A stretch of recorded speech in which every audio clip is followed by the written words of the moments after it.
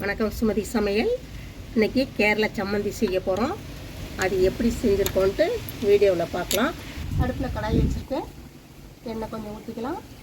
தேங்காய் ஊற்றிருக்கேன். எண்ணெய் காஞ்சிருச்சு. ஒரு 6-7 மிளகாய் போட்டுக்கலாம். 2 காஷ்மீர் மிளகாய் போட்டுக்கலாம். இதை போட்டு நல்லா வறுத்துக்கலாம்.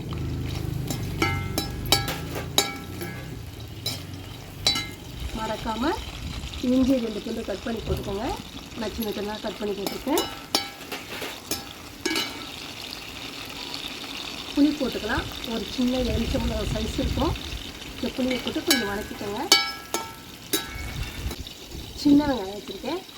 அதையும் போட்டு லேசாக ஒரு வறுத்துக்கலாம். ரொம்ப நேரம் வதக்க வேண்டாம்.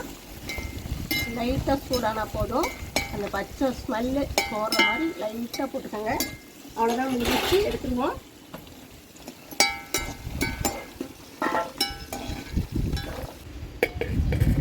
இந்த வறுத்த மிளகாயெல்லாம் போட்டு முன்னாடி ஒரு அரைப்பை அரைச்சிட்டு வந்துடலாம். புளி, இஞ்சி, மிளகாய் போட்டு குறைனா அரைச்சி எடுத்துகிட்டு வந்துடுவோம். 1-2 அரைச்சிட்டு வந்துட்டேன். கருவேப்பிலை ஒரு பிடிச்சி எடுக்கு, அதையும் போட்டுக்கலாம். தேங்காய் நல்ல பெரிய தேங்காவாக ஒரு தேங்காய் நான் துருவி வச்சுருக்கேன். போட்டுக்கலாம். நல்லா ஃப்ரெஷ்ஷான தேங்காவாக போடுங்க.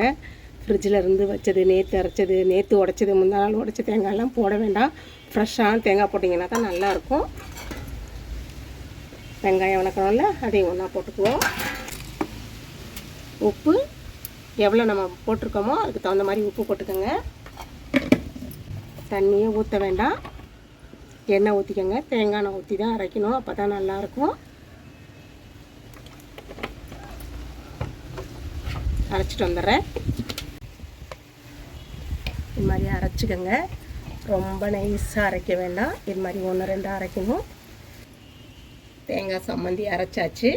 இதை செஞ்சு சாப்பிட்டு பாருங்கள். சாப்பிட்டு பார்த்துட்டு சுமதி சமையலுக்கு லைக் பண்ணுங்கள், ஷேர் பண்ணுங்கள், சப்ஸ்கிரைப் பண்ணுங்கள். தேங்க்யூ.